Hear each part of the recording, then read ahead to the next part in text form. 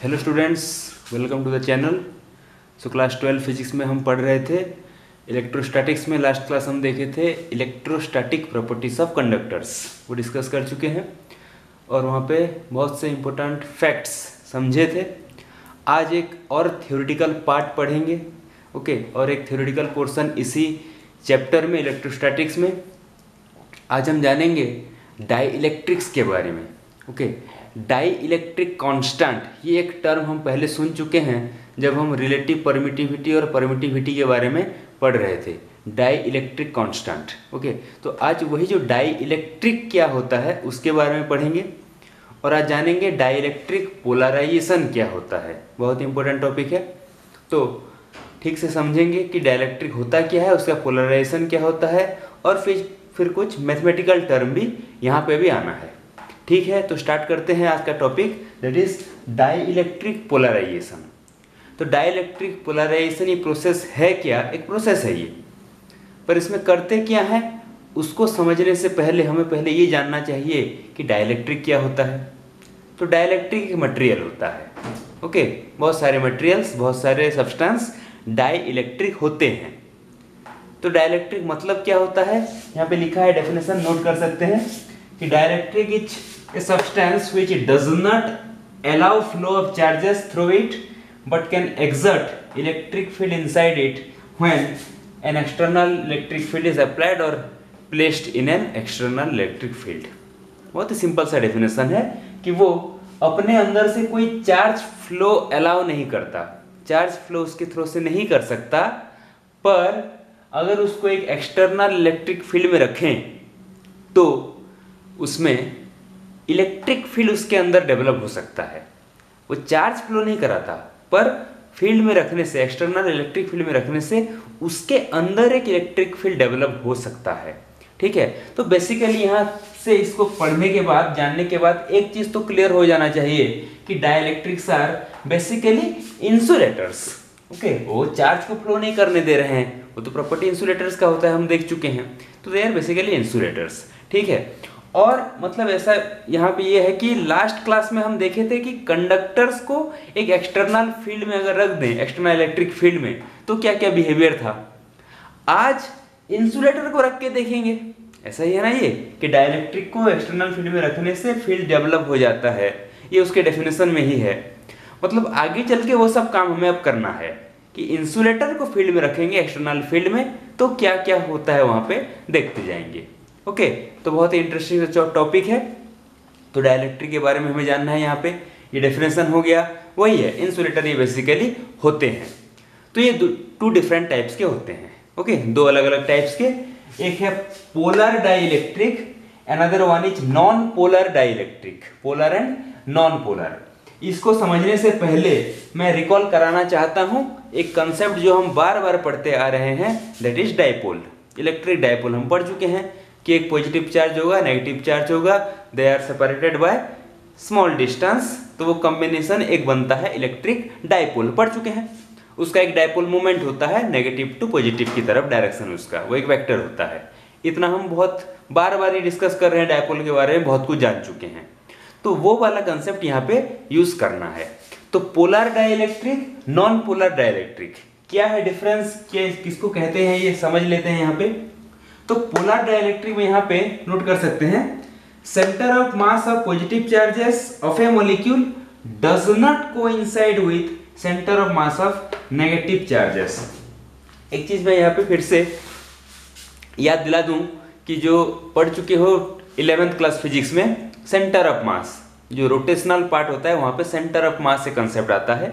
That means अगर एक body है तो कहीं पे उसके एक पॉइंट होगा जहां पे उसका टोटल मास कंसेंट्रेटेड हम इमेजिन करते हैं, या फिर अगर system of different point masses हैं, बहुत सारे मासेस हैं, system of very masses, N number of masses, तो उन सब के लिए कहीं पे एक पॉइंट होगा जहां पे हम ये इमेजिन करते हैं कि उस सिस्टम का टोटल मास उसी पॉइंट पे है, उसको हम सेंटर ऑफ मास कहते हैं।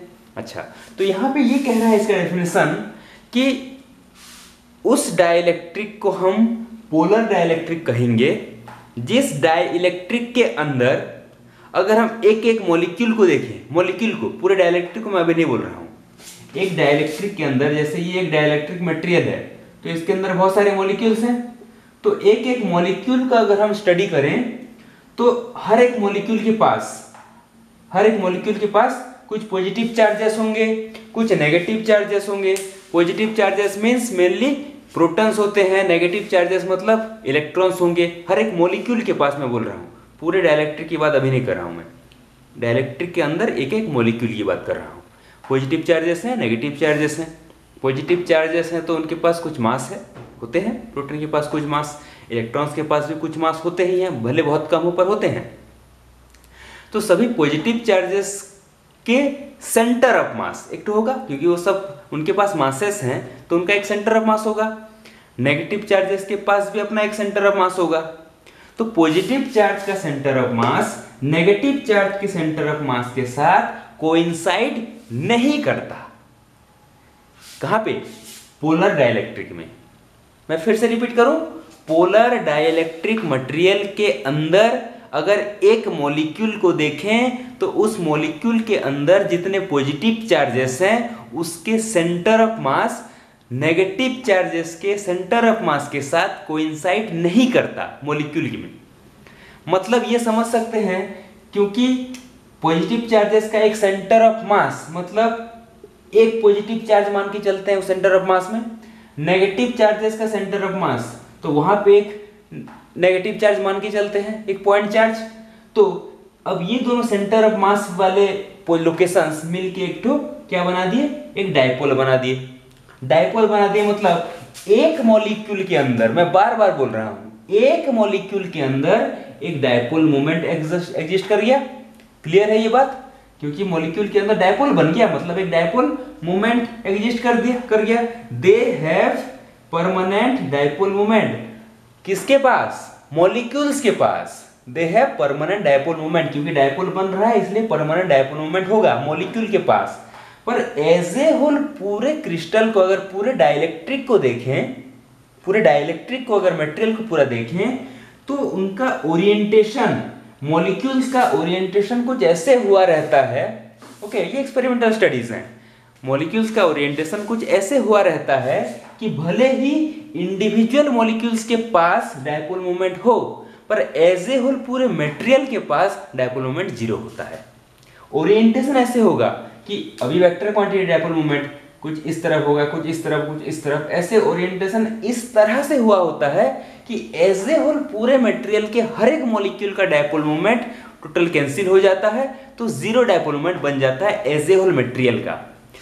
पोलर डाइलेक्ट्रिक इसलिए कह रहे हैं क्योंकि डाइलेक्ट्रिक के हर एक मॉलिक्यूल के पास परमानेंट डायपोल मोमेंट है, डाइलेक्ट्रिक के पास नहीं अभी तक।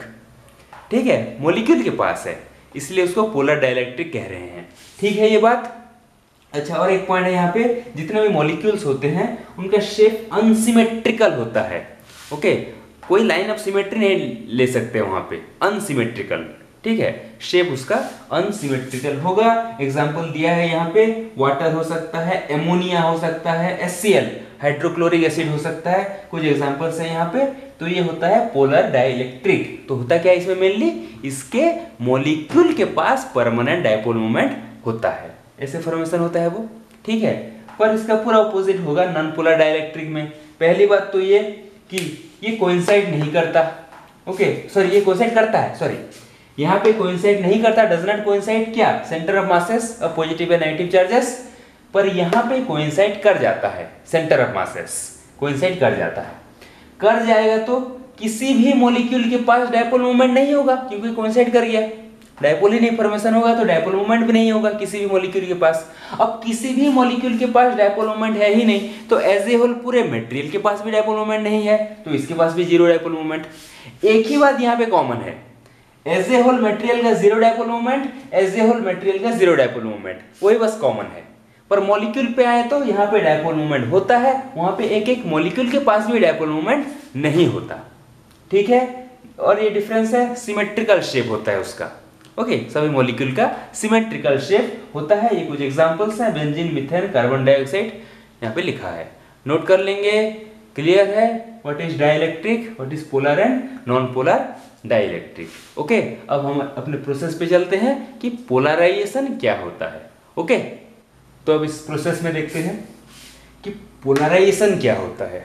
ओके, पोलराइजेशन ऑफ डाइलेक्ट्रिक्स है ये। तो डाइलेक्ट्रिक पोलराइजेशन होता क्या है? तो अगर हम किसी डाइलेक्ट्रिक को, वो पोलर हो या नॉन पोलर हो, अगर उसको किसी एक्सटर्नल इलेक्ट्रिक फील्ड में रख दें, okay, that is placed in an external electric field, तो उसके अंदर एक नेट डायपोल मोमेंट प्रोड्यूस हो सकता है। अभी हम देखे हैं पोलर हो या नॉन पोलर, पूरे डाइलेक्ट्रिक में नेट डायपोल मोमेंट जीरो है दोनों केस में। ओके, तो दोनों में ही अगर एक एक्सटर्नल फील्ड को अप्लाई करें तो एक नेट डायपोल मोमेंट डेवलप हो सकता है। उस प्रोसेस को हम पोलराइजेशन बोलते हैं। नेट डायपोल मोमेंट एक डाइलेक्ट्रिक में बनाना, उस प्रोसेस को पोलराइजेशन कहा जाता है। ठीक है, तो देखते हैं कि नॉन पोलर में पोलराइजेशन कैसे होता है, पोलर में पोलराइजेशन कैसे हो सकता है। ठीक है, नोट कर सकते हैं, पॉइंट वाइज लिखा गया है यहाँ पे। तो नॉन पोलर में होगा क्या, हम अभी पढ़े हैं कि नॉन पोलर में मतलब नो नेट डायपोल मोमेंट। ठीक है, किसी मॉलिक्यूल के पास भी नहीं होता, एज ए होल डाइलेक्ट्रिक के पास भी नहीं होता। तो अगर उसको एक्सटर्नल फील्ड में हम रख दें तब होगा क्या, एक्सटर्नल फील्ड है मतलब जो centre of mass of positive charges जिसको बोल रहे थे, सेंटर ऑफ पॉजिटिव चार्जेस, वो अलोंग द फील्ड ऐसे अट्रैक्ट होगा। पॉजिटिव चार्ज है ना, अलोंग द फील्ड, और जो सेंटर ऑफ नेगेटिव चार्जेस है वो ऑपोजिट टू फील्ड ऐसे अट्रैक्ट होके आएंगे। ओके, वैसे उनका ओरिएंटेशन बन जाएगा। अब फील्ड अप्लाई किए हैं तो along the field centre of positive charge, opposite to field centre of negative charge. ठीक है, तो ऐसे मतलब ओरिएंटेशन होने के बाद अब एक डाइलेक्ट्रिक और डायपोल मोमेंट उस डाइलेक्ट्रिक में क्रिएट हो सकता है।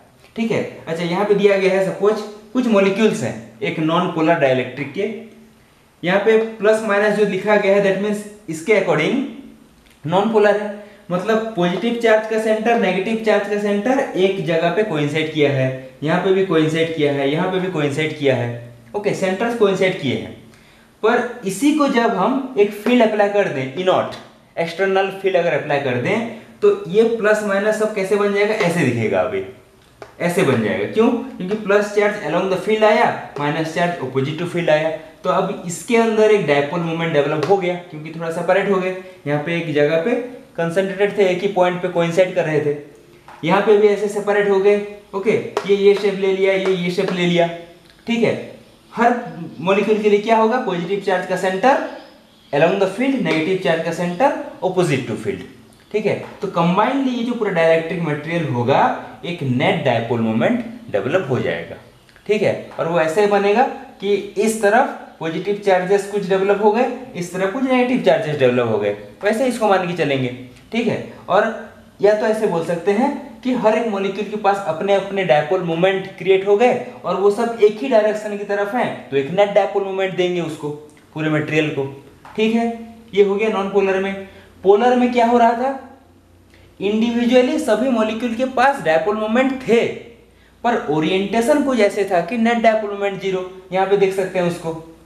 ओके, ये भी डायपोल मोमेंट इसके पास भी है, इसके पास भी है, डायपोल मोमेंट है परमानेंट, पर ओरिएंटेशन कुछ ऐसे है कि एज ए होल पूरा डायपोल मोमेंट मटेरियल का जीरो है, डाइलेक्ट्रिक का जीरो है। तो इसको भी अगर हम एक्सटर्नल फील्ड में रख दें तो क्या होगा, ऐसे ही होगा, पॉजिटिव चार्ज उसके तरफ, नेगेटिव चार्ज उसके opposite, centre of positive negative charges. ठीक है, तो ऐसा ही क्रिएट वहां पे भी होगा। तो सेम बात है, वहां पे भी एक फाइनली मटेरियल के पास भी एक नेट डायपोल मोमेंट क्रिएट हो जाएगा। ठीक है, तो ऐसे net dipole moment banana in presence of external electric field, इस प्रोसेस को हम पोलराइजेशन कहते हैं। तो ये प्रोसेस हो गया, क्लियर है, समझ में आया? ओके, कुछ और भी इंपॉर्टेंट इसके बारे में नॉलेज गेन करते हैं पोलराइजेशन से रिलेटेड। ओके, इसके बाद तो नेक्स्ट यहाँ पे अगर डाइलेक्ट्रिक पोलराइजेशन होता है किसी भी डाइलेक्ट्रिक मटेरियल का, सो इन दैट केस कुछ और भी स्टडी करते हैं, देखते हैं कि reduction in field, electric field inside dielectric. That means उसके अंदर इलेक्ट्रिक फील्ड था नहीं, ठीक है, एक्सटर्नल इलेक्ट्रिक फील्ड अप्लाई किया गया, ठीक है ये, तो due to external electric field dipole moment develop हुआ। यहाँ पे देख सकते हैं ये डाइलेक्ट्रिक मटेरियल था। Okay, external electric field E nought apply किया गया, उसके अंदर डायपोल मोमेंट डेवलप हुआ, मतलब इसी डायरेक्शन में डायपोल मोमेंट डेवलप हुआ पी, इसी डायरेक्शन में हुआ ना, क्योंकि माइनस प्लस ऐसे बना होगा तो इसी डायरेक्शन में नेट डायपोल मोमेंट बना। तो अगर डायपोल मोमेंट इस तरफ है तो ड्यू टू दिस चार्ज, ये जो चार्ज का अरेंजमेंट हुआ, इसके लिए इसके अंदर भी एक इलेक्ट्रिक फील्ड डेवलप हो जाएगा, पॉजिटिव टू नेगेटिव। ये एक्सटर्नल है, ठीक है। ड्यू टू दैट फील्ड इसका पोलराइजेशन हुआ, इस पे एक नेट डायपोल मोमेंट डेवलप हुआ इस डायरेक्शन में along the field, external field, क्योंकि माइनस टू प्लस होता है वो। तो प्लस टू माइनस इसके अंदर एक फील्ड डेवलप हो सकता है, उसको हम ईपी नाम देते हैं, ईपी, इसके अंदर जो फील्ड डेवलप हुआ, ठीक है। एक्सटर्नल फील्ड उसके ऊपर है ई नॉट, उसके अंदर फील्ड बना ईपी, तो नेट फील्ड कितना बना उस पे, ई नॉट ऑब्वियसली ग्रेटर होगा, ये बात तो तय है, ई नॉट ग्रेटर होगा, तो ई नॉट माइनस ईपी होगा। See this E not is the external electric field, EP is the induced electric field, ऐसा कहा जा रहा है इसके अंदर जो बन रहा है ड्यू टू चार्ज डिपोजिशन, जो भी चार्ज का अरेंजमेंट हुआ, इंड्यूस्ड इलेक्ट्रिक फील्ड ईपी, तो रिजल्टेंट और नेट फील्ड होगा E equal to E not minus EP, ठीक है। तो ये जो फील्ड है रिडक्शन होगा वहां पे E not minus EP, this is the net electric field inside the dielectric. Clear है? डायरेक्शन किस तरफ होगा? ई नॉट की तरफ ही होगा, क्योंकि ई नॉट ग्रेटर है मैग्नीट्यूड में, तो ई नॉट की तरफ ही उसका डायरेक्शन होगा। ये ठीक है, एक फील्ड उसके अंदर डेवलप हुआ। अच्छा, पर यहाँ पे जानना है कि हर एक डाइलेक्ट्रिक मटेरियल के लिए, ओके, अलग अलग डाइलेक्ट्रिक मटेरियल के लिए एक quantity that is dielectric strength. Dielectric strength क्या होता है? अब डाइलेक्ट्रिक इंसुलेटर्स होते हैं, उनका ये प्रॉपर्टी है कि चार्ज को वो फ्लो कराने नहीं देते, चार्ज कैन नॉट फ्लो, ठीक है। पर अगर ये जो इंड्यूस हो रहा है इलेक्ट्रिक फील्ड, ये कुछ ज्यादा एक्सटेंड में हो गया, कुछ ज्यादा ही हो गया इंड्यूस्ड, अगर ओके, तो ऐसा एक पॉइंट आ जाता है, उसके बाद वो जो इंसुलेटिंग प्रॉपर्टी है ना, मतलब चार्ज को फ्लो कराने नहीं देने वाला प्रॉपर्टी, वो ब्रेक कर जाता है। अब इंसुलेटिंग प्रॉपर्टी ब्रेक कर गया मतलब चार्ज फ्लो हो सकता है, ठीक है। एयर में जनरली ये होता है, इंसुलेटिंग प्रॉपर्टी कभी कभार ब्रेक कर जाता है तो चार्ज फ्लो कराता है, वो अलग बात है। तो जो मैक्सिमम इलेक्ट्रिक फील्ड उसके अंदर एग्जिस्ट कर सकता है, सो दैट उसका जो इंसुलेटिंग प्रॉपर्टी होगा वो ब्रेक डाउन ना हो, ओके। उस इलेक्ट्रिक फील्ड के बाद फिर ब्रेक डाउन हो जाएगा वो इंसुलेटिंग प्रॉपर्टी, ठीक है। तो उस मैक्सिमम इलेक्ट्रिक फील्ड को हम बोलेंगे dielectric strength of that particular material. एक डाइलेक्ट्रिक मटेरियल के लिए, मतलब एक डाइलेक्ट्रिक के लिए एक टाइप का इलेक्ट्रिक स्ट्रेंथ होगा, एक अमाउंट का इलेक्ट्रिक स्ट्रेंथ, डाइलेक्ट्रिक स्ट्रेंथ होगा, ओके। और एयर के लिए जनरली ये इन्फिनिटी, ऐसा मानते हैं इन्फिनिटी, ठीक है। तो डाइलेक्ट्रिक स्ट्रेंथ उसको बोलेंगे मैक्सिमम इलेक्ट्रिक फील्ड जितना वो एग्जिस्ट कर सकता है without breaking the insulating property, ठीक है। ये बात डाइलेक्ट्रिक स्ट्रेंथ। अब और एक क्वांटिटी पढ़ते हैं जो हम पहले सुन चुके हैं, दैट इज डाइलेक्ट्रिक कांस्टेंट। पढ़ चुके हैं एक बार पहले, सुन चुके हैं, बस इसका नॉर्मल आइडिया। यहाँ पे जानते हैं क्या होगा इसके अकॉर्डिंग, इस प्रोसेस के अकॉर्डिंग। पहली बार डाइलेक्ट्रिक कांस्टेंट को हम के सिंबल से उसको रिप्रेजेंट करते हैं, और ये भी बताया गया था कि किसी भी मटेरियल का जो मीडियम होता है उसका रिलेटिव परमिटिविटी और ये डाइलेक्ट्रिक कांस्टेंट एक ही क्वांटिटी होता है, एक ही वैल्यू देता है वो। रिलेटिव परमिटिविटी हम जो पढ़े थे, ये डाइलेक्ट्रिक कांस्टेंट उसी को ही बोल रहे थे। तो वहां पे ये देखा गया था कि डेफिनेशन कुछ ऐसे मिला था, ratio between force between two point charges, electrostatic force between two point charges when the charges are in vacuum or air, to the force between the charges when the charges are in that given medium, FO by FM, ऐसा कुछ पढ़े थे, FO by FM। ये कैसे आया था? जब दोनों पॉइंट चार्ज वैक्यूम में होगा तो दोनों के बीच में कूलम फोर्स और इलेक्ट्रोस्टैटिक फोर्स FO, जब उस मीडियम में होगा, अब यहाँ पे मान के चलते हैं डाइलेक्ट्रिक मीडियम, उस मीडियम में होगा तो फोर्स होगा FM। तो ये जो रेशियो है ये रेशियो देता था इसको, रिलेटिव परमिटिविटी और डाइलेक्ट्रिक कांस्टेंट कहते थे। ये तो है, ये डेफिनेशन है इसका, पर यहाँ पे डिफाइन इलेक्ट्रिक फील्ड के थ्रू करते हैं, इस इलेक्ट्रिक फील्ड के थ्रू। तो वो ये कहता है कि जितना हम इलेक्ट्रिक फील्ड अप्लाई करेंगे, एक्सटर्नल इलेक्ट्रिक फील्ड, उसके साथ रेशियो लेना है जितना फील्ड उसके अंदर नेट इलेक्ट्रिक फील्ड जितना डेवलप हुआ है, E, this one, E not by E. तो ये रेशियो भी उसी dielectric constant of that material को ही देगा। ओके, FO बाय FM जो देगा वैल्यू, ये ई नॉट बाय ई भी वही वैल्यू देगा उस डाइलेक्ट्रिक मीडियम के लिए, उस डाइलेक्ट्रिक मटेरियल के लिए। ठीक है, E not by E, that means dielectric constant क्या बताता है कि उसके अंदर जो नेट फील्ड डेवलप हुआ आफ्टर पोलराइजेशन, उस फील्ड से अप्लाइड एक्सटर्नल फील्ड कितने गुना ज्यादा है, ये है ना, ये ई नॉट बाय ई, कितने गुना ज्यादा है एक्सटर्नल फील्ड। ठीक है ये बात, तो ये रेशियो देता है डाइलेक्ट्रिक कांस्टेंट। तो ऐसे इसको रिप्रेजेंट कर सकते हैं, E not by this one, E not minus EP, यहाँ पे जो निकाले हैं। क्लियर है ये? तो उसको हम रिलेटिव परमिटिविटी भी कहेंगे। तो ये होता है किसी भी मटेरियल के लिए डाइलेक्ट्रिक कांस्टेंट। तो ये बात क्लियर रहे, डाइलेक्ट्रिक स्ट्रेंथ और डाइलेक्ट्रिक कांस्टेंट दोनों एक मटेरियल के लिए अपना प्रॉपर्टी है। ओके, उस मटेरियल का ही ये वो क्वालिटी होगा कि उसके पास कितने अमाउंट का स्ट्रेंथ हो या कितने अमाउंट का डाइलेक्ट्रिक कांस्टेंट हो। ठीक है ये, तो इसी से रिलेटेड कुछ और भी मैथमेटिकल स्टडीज यहाँ पे करते हैं। तो एक और क्वांटिटी पढ़ते हैं पोलराइजेशन में, जिसको हम कहेंगे पोलराइजेशन डेंसिटी, कैपिटल P उसका सिंबल, पोलराइजेशन डेंसिटी। ठीक है, प्योरली मैथमेटिकल क्वांटिटी है। मैथमेटिकल डेफिनेशन इसका देखते हैं, the induced dipole moment per unit volume, dielectric होगा, उसके अंदर in presence of external field dipole moment induce हुआ है। ठीक है, तो जितना डायपोल मोमेंट इंड्यूस हुआ होगा divided by volume of the material, volume of the dielectric, okay, पर यूनिट वॉल्यूम। ठीक है ना, तो डायपोल मोमेंट बाय वॉल्यूम करेंगे, तो ये क्वांटिटी जो भी देगा dipole moment per unit volume, उसको हम बोलेंगे polarisation density, dipole moment per unit volume. ठीक है, यहां पे देखते हैं केस, ई नॉट एक एक्सटर्नल फील्ड है, यहाँ पे एक डाइलेक्ट्रिक मटेरियल है, ये उसको उसके अंदर रख दिए, तो इस पे जो नेट डायपोल मोमेंट क्रिएट हुआ, okay, net dipole moment, sorry यहाँ पे थोड़ा सा गलत दिया गया है, नेट डायपोल मोमेंट यहाँ पे नेगेटिव बनेगा और यहाँ पे पॉजिटिव बनेगा, ऐसा ही तो फाइनली बनेगा ना, ये ठीक है ये। अब डायपोल मोमेंट एक क्रिएट हो रहा है, नेट डायपोल मोमेंट, मतलब पूरे मटेरियल के लिए ऐसा मान के चल सकते हैं कि इस तरफ नेगेटिव बना है, उस तरफ पॉजिटिव बना है, इस तरफ नेगेटिव चार्जेस का एक्युमुलेशन, उस तरफ पॉजिटिव चार्जेस का एक्युमुलेशन इलेक्ट्रिक फील्ड की तरफ। ठीक है ये, suppose minus Q amount charge plus Q amount charge, वैसे दोनों सरफेस में डेवलप हुआ है चार्जेस।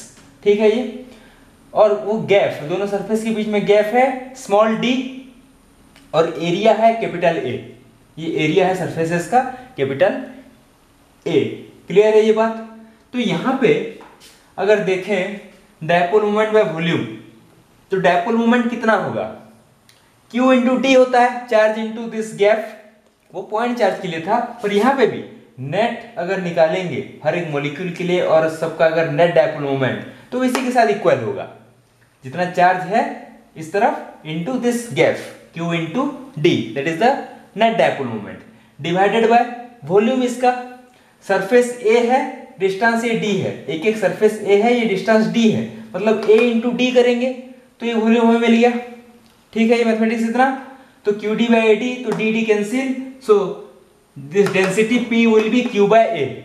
ठीक है, तो Q बाय A होता क्या है, चार्ज पर area, this one surface charge density, surfaces पे चार्ज डेवलप हो रहा है, इंड्यूस हो रहा है और एक्युमुलेट हो रहा है, तो that charge by area Q by A that gives the surface charge density of the material. ये मिल गया, मतलब polarisation density surface charge density के साथ न्यूमेरिकली इक्वल होता है, ऐसा बोलेंगे। Polarisation density P is numerically equal to the surface charge density sigma of the material. Clear है ये? So P equal to sigma मिला हमें। अब देखते हैं और एक क्वांटिटी, एक क्वांटिटी हो गया इलेक्ट्रिक ससेप्टिबिलिटी और एक तो क्वांटिटी। इसके लिए ये सिंबल यूज किया जाता है। ओके, ऐसे करके सिंबल यूज करेंगे, इसको हम पढ़ेंगे काय। ओके, इसको काय पढ़ते हैं, काय, ठीक है। तो ये सिंबल यूज करते हैं, इलेक्ट्रिक ससेप्टिबिलिटी कहेंगे इसको, और एक तो फिजिकल क्वांटिटी। ये भी प्योरली मैथमेटिकल डेफिनेशन है इसका। ये होगा the ratio between polarisation density of the material to epsilon not times induced electric field. ये क्या है, उसके अंदर जो नेट इलेक्ट्रिक फील्ड डेवलप हुआ है, एक्सटर्नल दिए थे ई नॉट, डेवलप हुआ ईपी, तो ई नॉट माइनस ईपी ये होता है ई, ठीक है। तो ratio between polarisation density to epsilon not times net electric field of that dielectric, epsilon not time E. तो इस रेशियो को हम electric susceptibility of that material कहेंगे। ये सब मटेरियलिस्टिक प्रॉपर्टीज हैं। ओके, ये डेंसिटी हो गया, वो डाइलेक्ट्रिक कांस्टेंट हो गया, डाइलेक्ट्रिक स्ट्रेंथ हो गया, ससेप्टिबिलिटी हो गया, ये सब उसके मटेरियलिस्टिक प्रॉपर्टीज हैं। एक मटेरियल के लिए एक प्रॉपर्टी, ठीक है ना। तो P bye epsilon not times E ये देगा इलेक्ट्रिक ससेप्टिबिलिटी। अब अगर हम यहाँ पे इस पोलराइजेशन डेंसिटी का यूनिट अगर लिखें, यहाँ पे एप्सिलॉन नॉट का और E का यूनिट लिखें, तो ये फाइनली कट जाएगा। कोई यूनिट कोई डायमेंशन नहीं निकलता इसके लिए, इसलिए हम काय को और ससेप्टिबिलिटी को क्या कहेंगे, यूनिटलेस डायमेंशनलेस फिजिकल क्वांटिटी कहेंगे, ठीक है। कोई यूनिट नहीं, कोई डायमेंशन नहीं। इसको कैलकुलेट कर भी सकते हैं। P के लिए इसके हिसाब से मिलेगा, इसका कूलम मीटर, इसका मीटर क्यूब, मतलब इसका कितना हो गया, coulomb per metre square. Coulomb per metre square यहाँ से भी देख सकते हैं, कूलम पर मीटर स्क्वायर। तो ये कूलम पर मीटर स्क्वायर, इसका यूनिट यूज करेंगे, कितना होता है, पर न्यूटन पर मीटर स्क्वायर कूलम स्क्वायर, और इसका होता है न्यूटन पर कूलम। तो फाइनली अगर देखेंगे तो कोई यूनिट कोई डायमेंशन नहीं होता काय का, ठीक है। ये बात, ये मैथमेटिकली इसका डेफिनेशन दिया गया है, दिस फॉर्मूला याद रखेंगे इसको। अब देखते हैं कि रिलेशन निकालेंगे इस ससेप्टिबिलिटी और डाइलेक्ट्रिक कांस्टेंट के और काय के बीच में एक मैथमेटिकल रिलेशन यहाँ पे डेराइव किया गया है। बहुत ही सिंपल है, देखेंगे। अच्छा, हमें ये मालूम है net field equal to E not minus EP, उसके ऊपर ई नॉट दिया गया है, ईपी वहां पे डेवलप हुआ है, ई नॉट माइनस ईपी करेंगे तो नेट फील्ड ई मिलता है, ये पढ़ चुके हैं। That implies see this E not minus P bye epsilon naught, EP की जगह पे पी बाय एप्सिलॉन नॉट हम लिख सकते हैं। ऐसा क्यों लिख सकते हैं, यहाँ पे देखो, ऐसा हम क्यों लिख सकते हैं पी बाय एप्सिलॉन नॉट, यहाँ पे बताया गया है। वो ईपी मतलब क्या, उसके अंदर जो फील्ड डेवलप हुआ ईपी, और हम गॉस लॉ में पढ़े हैं ये वाला, अगर चार्ज डेंसिटी सिग्मा है, चार्ज डेंसिटी अगर ये सिग्मा है, तो सिग्मा बाय एप्सिलॉन नॉट वही होता है उसके अंदर फील्ड बनने वाला फील्ड, वही बात है ना। चार्ज जो एक्यूमुलेट हुआ है उसी के अकॉर्डिंग फील्ड कितना उसके अंदर बनेगा दो प्लेट के बीच में, ये हम पढ़ चुके हैं गॉस लॉ में। तो इतना अमाउंट का बनता है epsilon naught sigma by epsilon naught EP का वैल्यू। और अभी यहाँ पे देखे हैं P equal to sigma, P equal to sigma मतलब ईपी की जगह पे लिख सकते हैं P बाय एप्सिलॉन नॉट, वही तो लिखा गया है, ईपी की जगह पे P bye epsilon not. Clear है। फिर ई नॉट माइनस, अब इस P की जगह पे लिख दिए काय एप्सिलॉन नॉट ई, काय एप्सिलॉन नॉट ई, ये टर्म इधर जाएगा तो P इक्वल टू काय एप्सिलॉन नॉट ई। फिर एप्सिलॉन नॉट कट गया, बाकी काय इंटू ई, ये इस तरफ आया तो ये बनेगा ई नॉट इक्वल टू ई, यहाँ पे है काय इंटू ई, ये इस तरफ आया, ई कॉमन गया, 1 प्लस दिस काय और ससेप्टिबिलिटी। अब ई नॉट बाय ई अगर करेंगे तो 1 प्लस काय, और ई नॉट बाय ई क्या होता है, वही तो कांस्टेंट होता है ना, dielectric constant, E not minus EP, और E not by E that is the dielectric constant. So dielectric constant is equal to 1 plus susceptibility. इसको भी याद रखेंगे, डेरिवेशन तो सीखेंगे, ठीक है। ये तो ये डिफरेंट फिजिकल क्वांटिटीज है, इसके दोनों के बीच में रिलेशन है, डाइलेक्ट्रिक के बारे में है, डाइलेक्ट्रिक पोलराइजेशन है, इन डिटेल्स में हम डिस्कस किए हैं आज। ओके, तो ठीक से पढ़ेंगे, समझेंगे, उसके बाद फिर नेक्स्ट टॉपिक में नेक्स्ट क्लास में जाएंगे। ठीक है, इतना, थैंक यू।